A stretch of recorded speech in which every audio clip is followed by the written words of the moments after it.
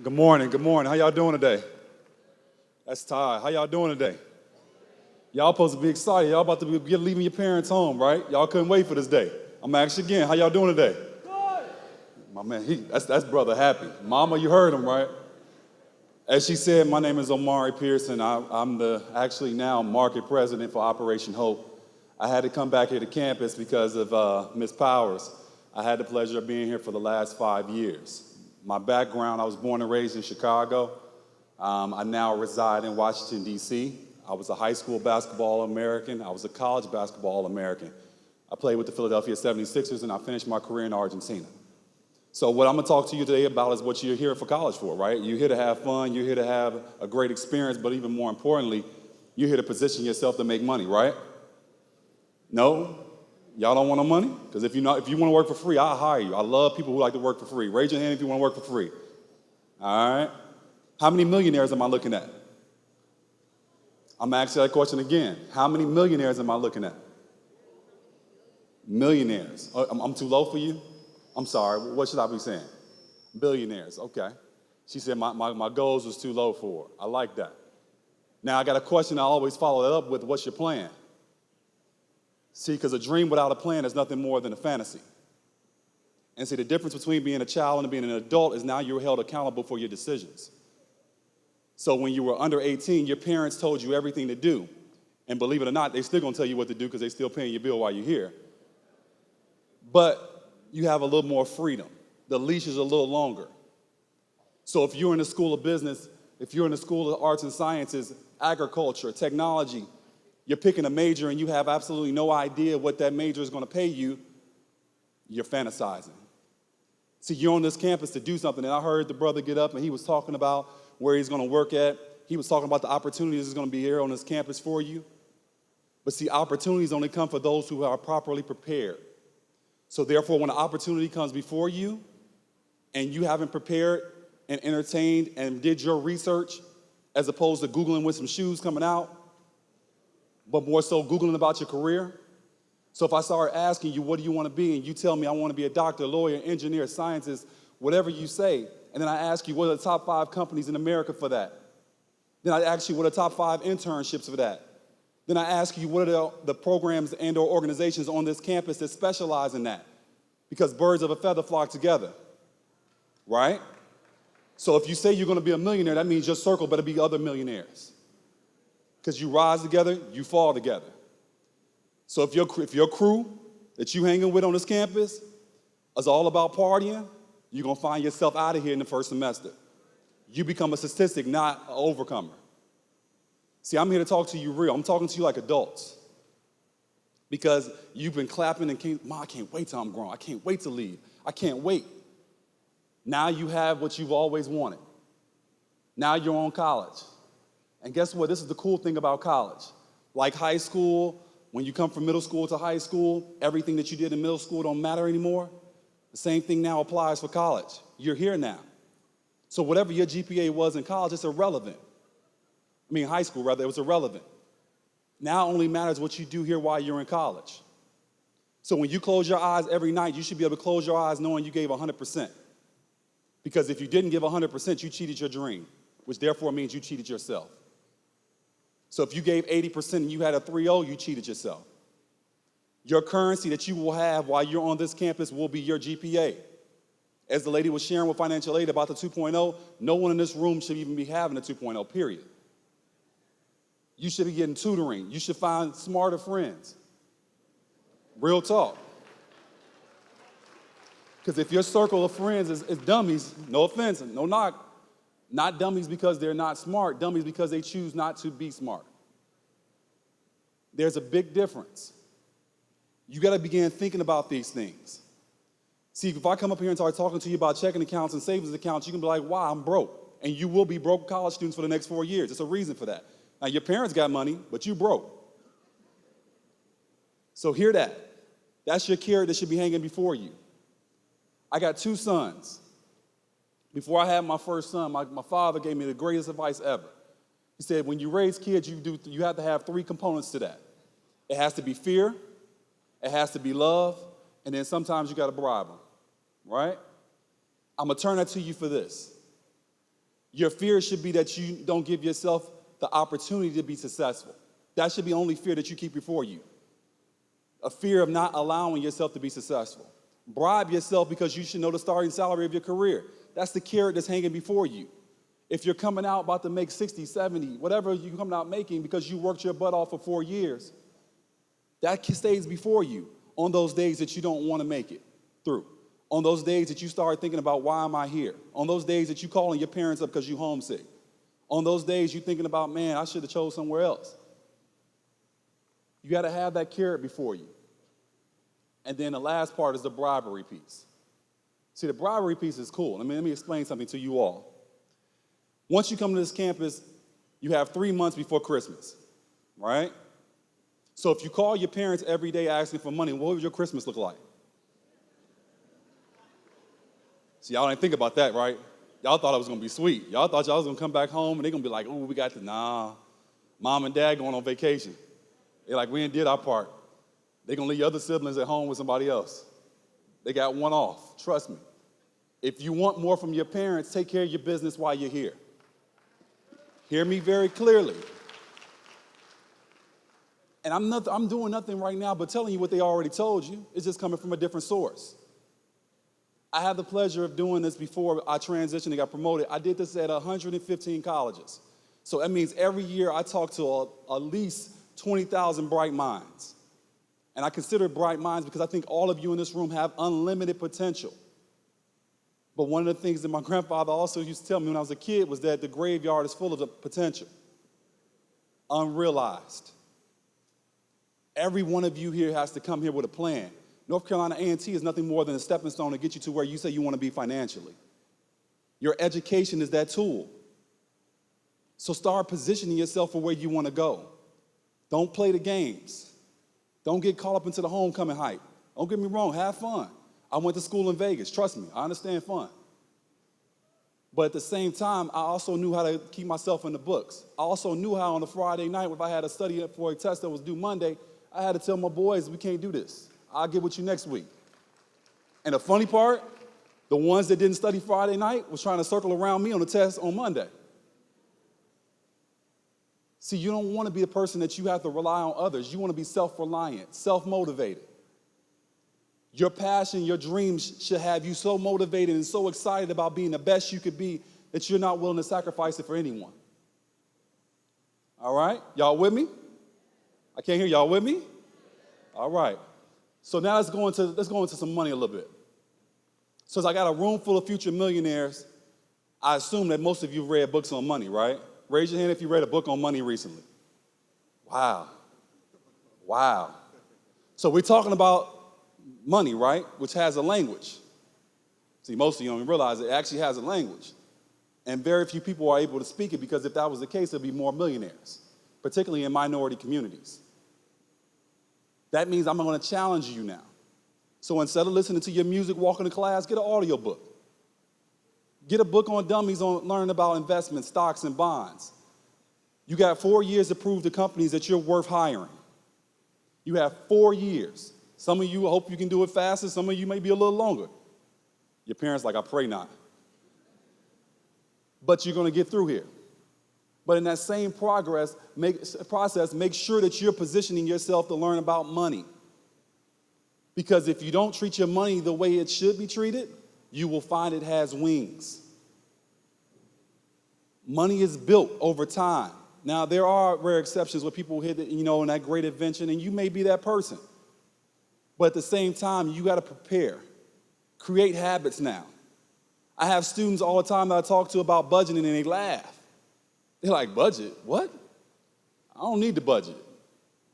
Then they graduate, get that first job, making $50,000, not realizing what a $50,000 salary really looks like, and they find more month than there is check. Because they spent all through college because their parents gave them money, and then they had no budgeting habits, which means they were still calling mom and dad asking for money when they left college, which means you ain't really grown yet. See, the way that you find out you're actually grown is that you're now responsible for your own actions. You pay your own bills. Every one of you on this campus, come on with your goal. Write your goals on paper. We're very good at saying, I'm gonna be this doctor, I'm gonna be this lawyer, but how are you gonna do that? If you say you're gonna be a millionaire, write it on paper. Write your salary, anticipated salary, and write on a paper what you think your raises will be. By doing research, it's all public knowledge information. Everything I'm sharing with you, if you Google, you can find. The reality of it is most of us don't look for it. You have to begin putting yourself above your competition. Hear me, and your competition is just not on this campus, it's global. Recently, I had an opportunity to hire a couple fellows this summer. I brought in 4 of them. And literally, I have people from overseas. I have students from universities in North Carolina. I have someone from California. I have someone from Chicago. But my applications came from North America, South America, Europe, Africa.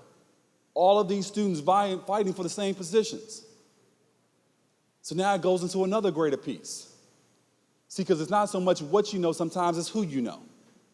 The young man that got up to you earlier, that's going to be your president, I think your class president next year, did I say it right? Young lady was coming off the stage, he held his hand out to help her up the stairs. Now that's the head of financial aid, right? But he held his hand out to help her up the stairs. I said, young man, you're going real far. Because how you treat people ultimately positions you for where you want to go. And I'm going to give you a great example. Let's imagine now we fast forward in your lives. Every one of you worked your butt off. You graduated. You're now into your career. Let's go 6 years into this now. And now this opportunity because one of your friends see a company that you always wanted to work for is hiring. And so you fill out the resume. You get invited for the interview. You like, I got this. You walk into the interview room. You sit down at the table. And you like, I don't even know why y'all in the room. This is mine. Y'all wasting y'all time. I mean, your confidence at 100. Literally. So then finally they call you back and you walk into the room and the very first person you see across that table is the person you treated the worst while you were here on campus. It was that very person that annoyed you the most. It was that roommate that you constantly complained about. And your confidence goes from 100 to 0. Because you know, ain't no way unless God got grace that I ain't seen before that I'm getting this. And it could all have been avoided. Case in point, you even treat your enemies with the dignity they deserve. I don't have to roll with you to respect you. There's a difference. Now, I'm not going to let you walk over me because mama didn't raise no fool. But at the same time, I'm not going to disrespect you or put myself in a position where I have to disrespect with you because I don't know if I'm going to need your bridge to cross again. Money also is relational. As you're coming through this process and growing up and becoming adults, and beginning to make your own decisions. Think about those things. Think about how you treat people. Think about how you treat your professors. Think about how you treat your administrators. I challenge every one of you in this room to make sure you meet every person that's helping out here. Anyone with a green jacket over there, you should be introducing yourself and shaking their hand. Why? You don't know when you're going to need them. Introduce yourself. Find out more. Wisdom is caught by experience. So if they are sophomores, juniors, and seniors, they've already come through the freshman experience. They can tell you which professors to avoid. They can tell you which dorm rooms are better. They can tell you which organizations are going to be valuable for you. And I will tell you right now, people are going to be biased when you talk about organizations because everybody got their own pride and so forth. But to make sure it aligns with your vision, start building your team. Because your team is going to help you through this 4-year journey. Checking accounts, savings accounts, and money. Let's deal with that for a second. How many in this room do not have a checking account? Raise your hand. If you do not. All right, I got one person, bro. Everybody likes, I don't want nobody to know my business. I got you. For those who do not, I challenge you. I don't care which bank. You pick whatever bank your parents are in agreement with or whatever's closest to this campus. Go online, Google who has a free, capital F-R-E-E, student checking account. Why do you need that? When you receive your checks for your schoolwork, it shouldn't be going to check cashing places, 1. And then 2, I shouldn't have to call my parents to deposit my own money. I'm growing up now, right? That doesn't mean mom and dad ain't on my account still probably, because you want them to deposit in your account so you can keep that money coming. I get it. But at the same time, you need your own checking account. Second part, Those that already have checking accounts, I challenge you to get a savings account if you do not have it. And if you do not have if you already have a savings account, I advise you to pick a number. I don't care what the percentage is. So if you say I'm gonna touch $100 a month, if I'm gonna touch $200 a month, if I'm gonna touch $50 a month, and say I'm gonna save 5% of that, it sounds crazy, because 5% of $50 is nothing but $250. And you're like, that's nothing in my savings account. It's not the number, it's the principle. It's not the number, it's the habit. Because as you create that habit, you find yourself managing pennies, therefore you can now manage dollars. If you can't manage pennies, you can't manage dollars. Most of us say, well, once I get more money, I'm all of a sudden start doing it. No, it doesn't work that way. I have individuals that I have the pleasure of counseling now who are six-figure earners and live paycheck to paycheck. They are asset-rich, cash-poor. I have individuals who are work their butts off, blue-collar workers with $500,000 in their savings accounts, and you would never know it. But they learned the principles of budgeting. The secret to becoming a millionaire is the ability to budget. Understanding it's not about what you're wearing, because the reality of it is most of the stuff that you're buying to impress other people who don't really care about you in the first place, you won't wear the next year anyway. Don't get caught up in the hype. Don't get caught up in trying to impress people and make people think you're something you're not. As my man said, either you work now or you work later. I have a motto: I live slim now so I can live fat later. Because if I don't live slim now, I will live slim later. That means you sacrifice on the front end so you can enjoy on the back end. I sacrificed my freshman year to make sure my GPA is at a certain level that the next 3 years I'm on campus is easier. As opposed to me having so much fun my freshman year, I skate through barely, and now I'm on probation. I got to work the rest of my 3 years to get my GPA back up to where I can now be attractive to employers. Don't put yourself in that position. I have my information up here. And actually, real quick, how many of you need more money for college? Raise your hand. Awesome. So we partner with Operation Hope. We partner with FINRA to create an app. It's a free app. Cost about $250,000 to create this app. On this app, we have 3 million grants and scholarships. Let me say it again. 3 million grants and scholarships. The app is called Booth, B-O-O-F, College Edition. We piloted the app on this campus. When we were doing it, we actually took 5 different universities and we piloted it on to make sure it was actually what the students wanted. I would advise you to download it. It's free. So while you're sitting down chilling, go online or click on the app. Then you can go ahead and find the scholarships, apply for the different scholarships, and get your money. Most people don't apply for grants. I'm still trying to figure out why you pass on free money. You cannot allow free money to go. Even if you are already a full-ride student, still there's opportunities where they send money to you as opposed to the university. So that means I can put more money in my pocket by just applying. If you don't apply, even if you're turned down, if you don't apply, you never had a chance in the first place. I'd rather live off the model. They say 9 out of 10 businesses fail, so therefore all you need to start is 10 businesses to be successful. So the same thing goes with grants. If I get 9 no's and 1 yes, but that 1 yes was $30,000. It's not about the no's. And it's also teaching you a principle. Go get your own. Get your own. I promise you. And by the way, if you get more money for grants, you'll find your parents giving you more money on the side. All right? Also, internships. And I'm open up for questions in a second. How much time I got? Got 2 minutes? Oh, all right, real quick. Internships. We have Operation Hope. I advise you to go Google who we are. We're in 70-plus cities, 4 provinces of South Africa. I'm based in D.C. But if you're in Atlanta, Chicago, St. Louis, we actually are looking at opening an office in Raleigh-Durham as well. New York, Jersey, I can go down a list. We have internships. We can help you. I'll leave it at that.